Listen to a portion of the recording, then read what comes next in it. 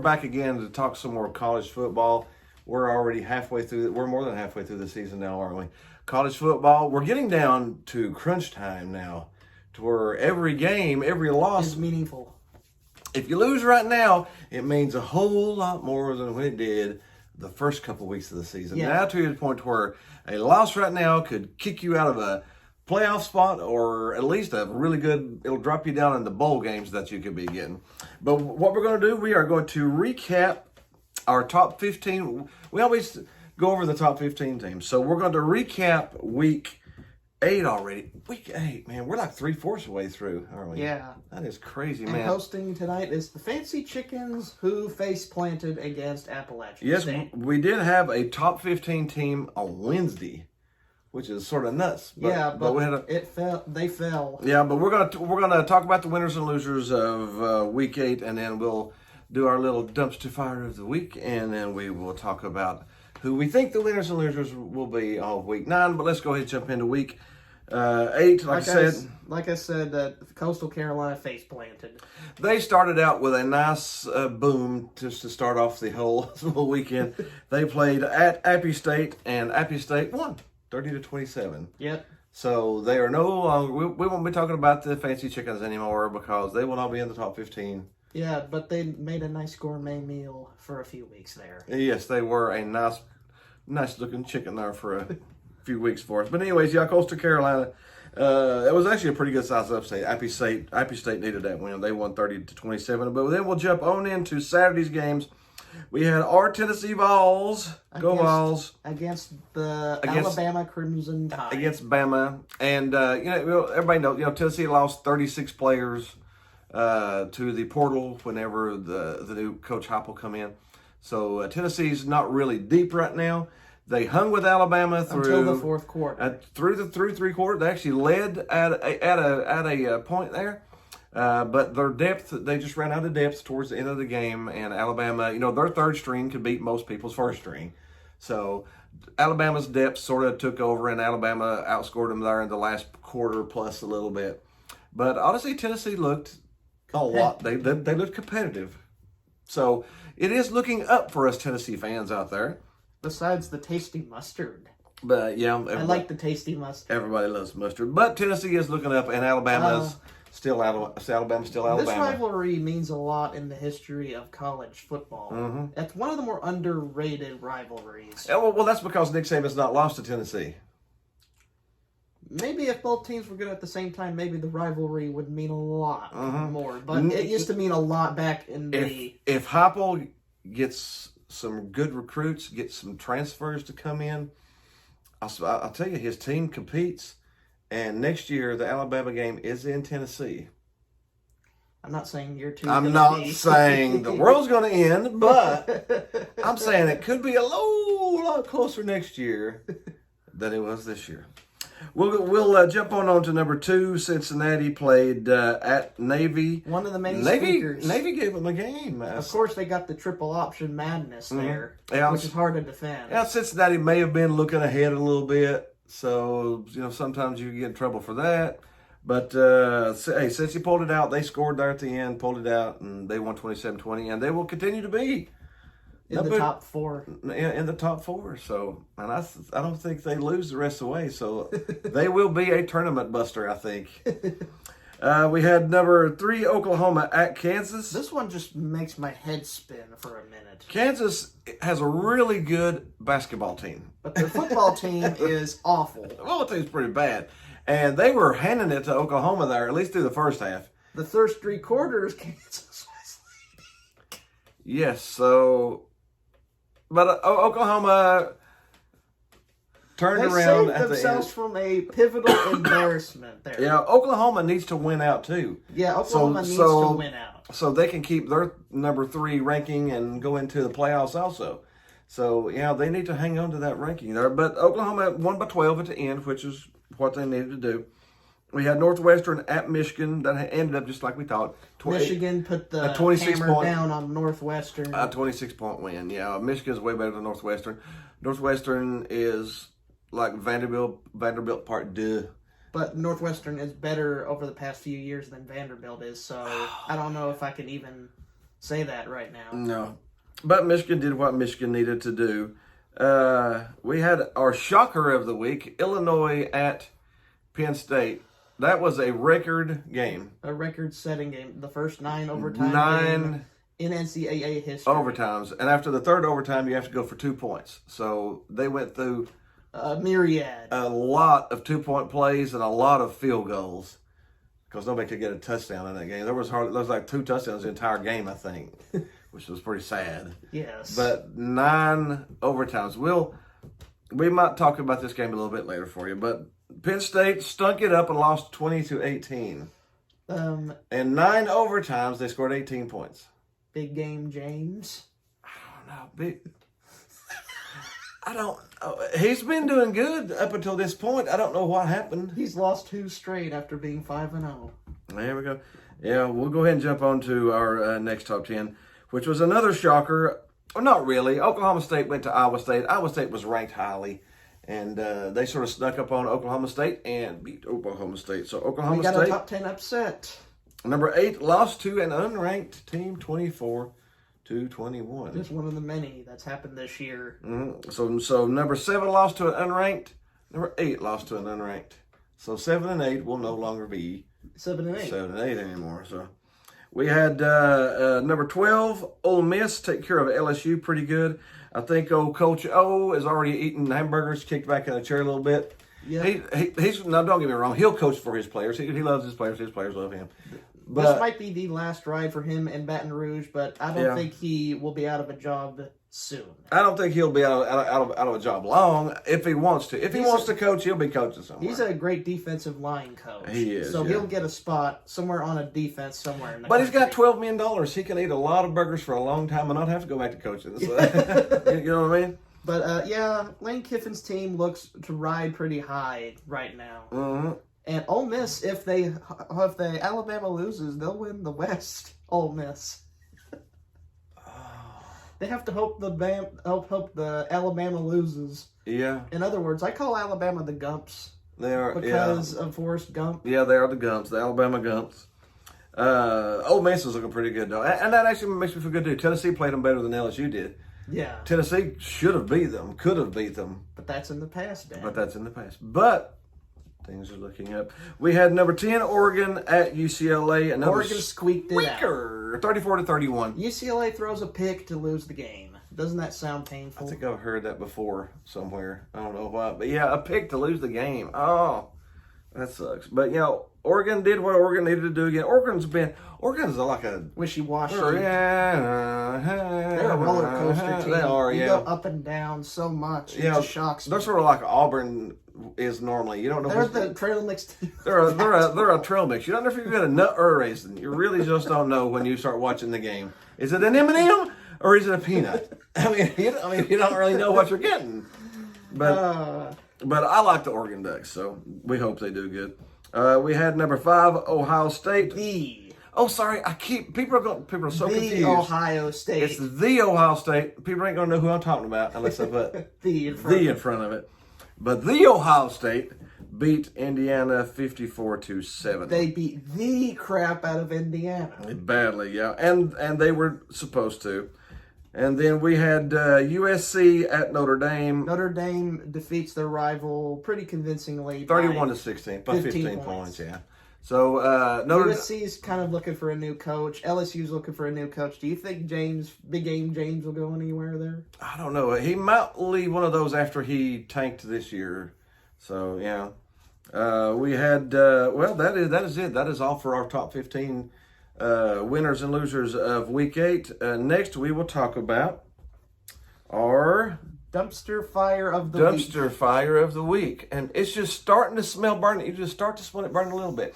It ain't ablaze yet, but it's starting to catch a blaze. But you can see a little smoke in the background there. Otherwise, here, check it out. Dumpster fire of the week. Yeah.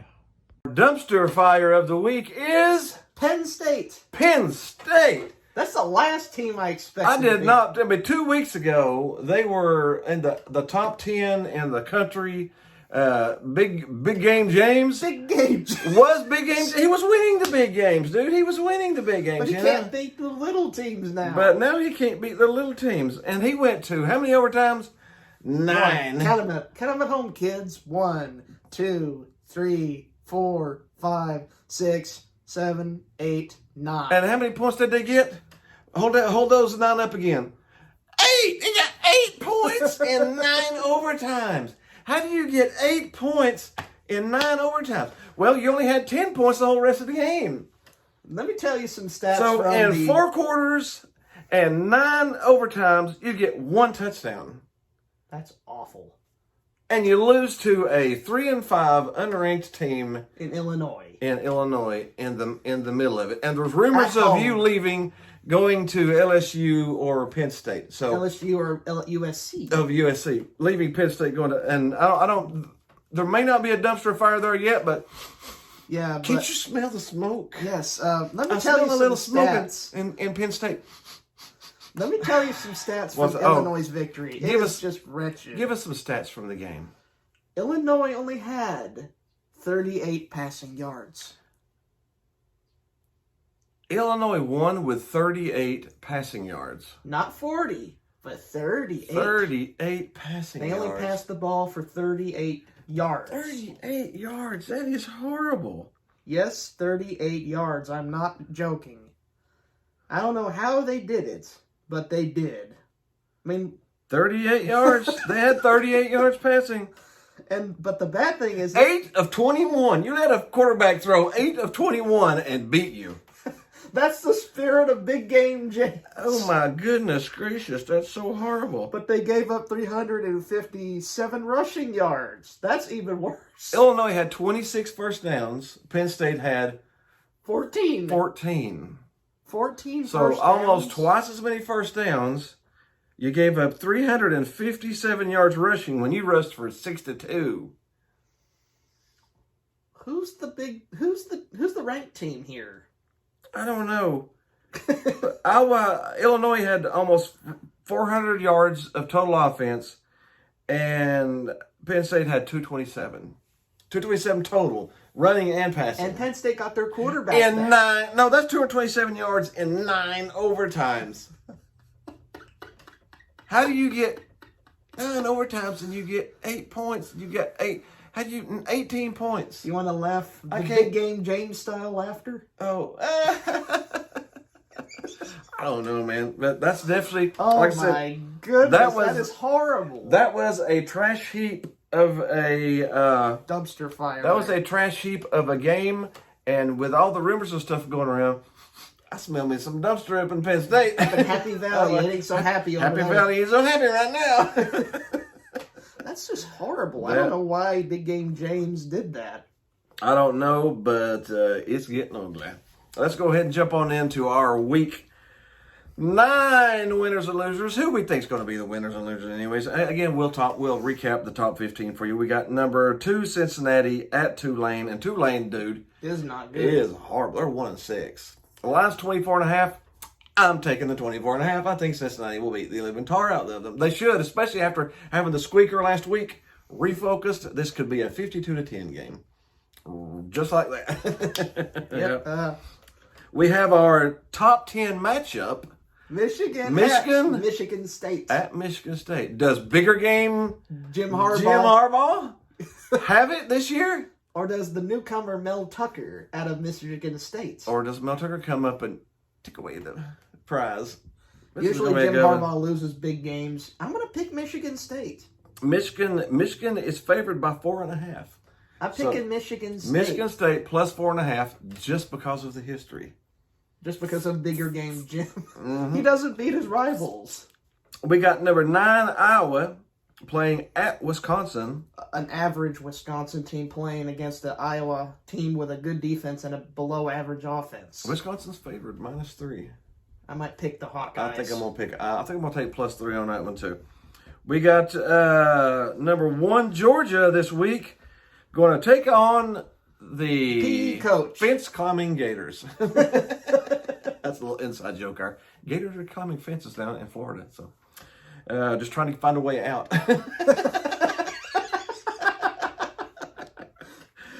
Georgia going to Florida. This is actually it's not at Florida. It's in Jacksonville.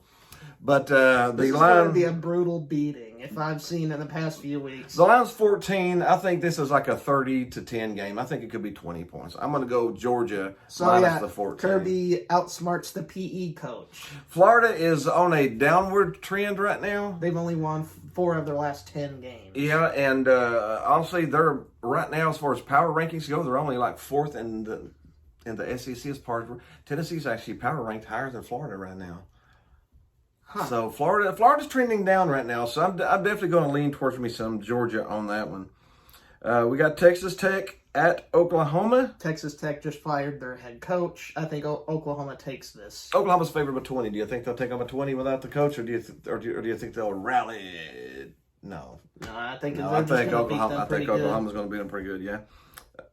We got Colorado at Oregon. Colorado is awful. A bad team, dude. They're 2-5. They're pretty stinky. Oregon is trying to. It's a trail mix. Again, you don't know what you're going to get there. I'm going to pick the Ducks, but on a viewer discretion. I will pick the Ducks too. They're favored by 24, but Colorado they're horrible.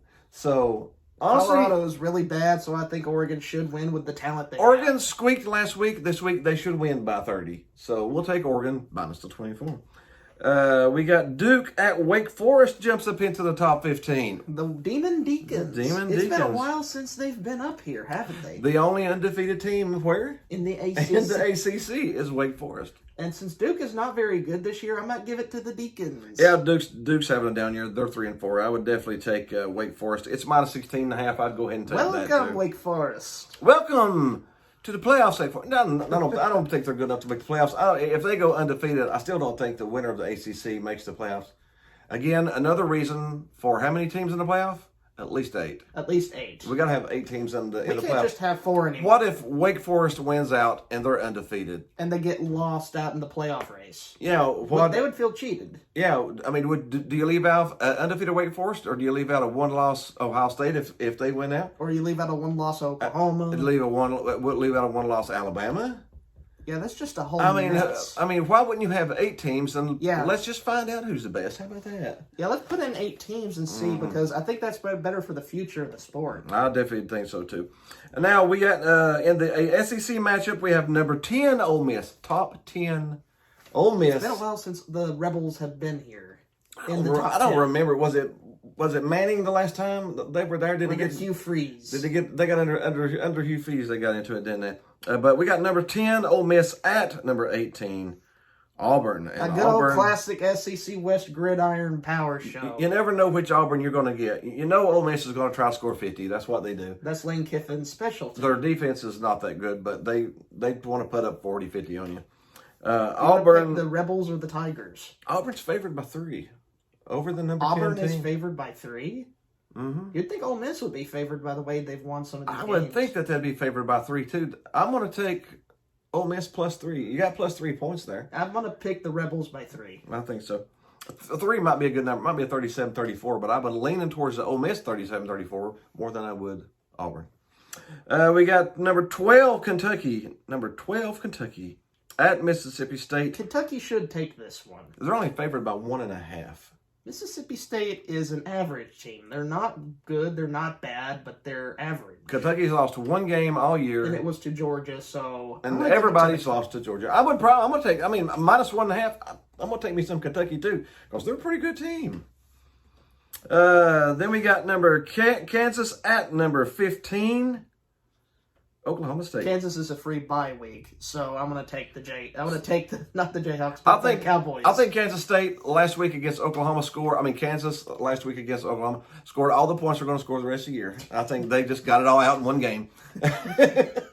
So I think Oklahoma State's probably going to blow the doors completely off that bus as they drive by it, yeah. The line's like 30 points. That's a little scary picking 30 points, but I would probably go with Oklahoma State trying to prove themselves coming off of a loss at home more than I would Kansas covering. We got number 20 Penn State at Ohio State. The Ohio State. I keep forgetting. People get confused. It's Penn State at the Ohio State. And the Ohio State is favored by 18.5. Big game, James. I'm going to take Ohio State, man. I think Penn State is in a downward spiral right now. I want to see And the I think Buckeyes will try to continue to put them down in that I spiral. think the dumpster will go to a smoldering smoke to a little flame's going to start burning after this week after they lose how many in a row? 3. Their third game Yeah, in a row. James Franklin might want to try to use the parachute escape button to go somewhere else if it doesn't work out. I think he's going to use the LSU's open. LSU's open. USC's open. But yeah, I think he's going to run. I think he's going to pull an Urban Meyer and just get the flip out of Dodge while he can. But I'm going to take Ohio State minus 18.5 there. We got North Carolina at Notre Dame. North Carolina's not good, but they're not bad.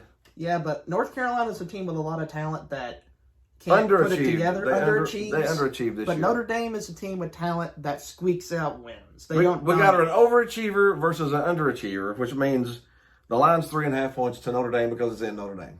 You want to pick the Irish? I'd probably pick the Irish just because they're at home. If it was in North Carolina, it would be a better I might take North Carolina. And that is our top 15 winners and losers for week 9. We hope you enjoyed this week. We hope you had some fun. We try to have a little fun with this. So be sure and check us out. Hit the like button, hit the subscribe button. Hit the groovy button. Otherwise, we'll see you next week. See you next week.